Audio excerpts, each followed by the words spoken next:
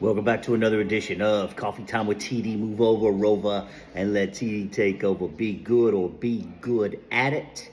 God is great, always and always. Happy Wednesday.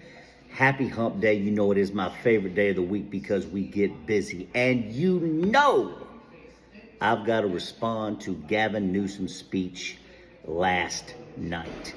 And let me be the first one to say I am here for it. I have told you that I am not a Gavin Newsom fan.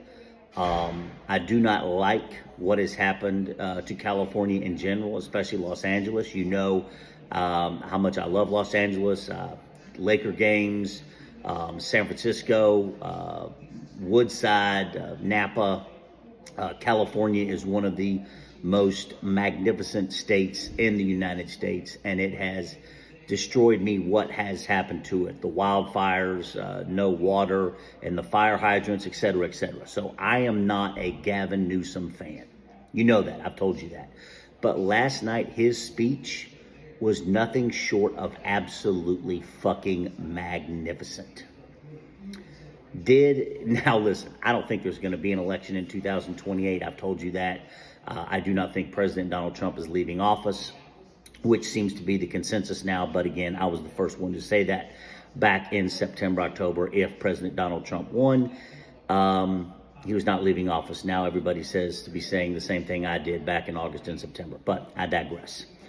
It was the first sign of fighting fire with fire last night from Gavin Newsom.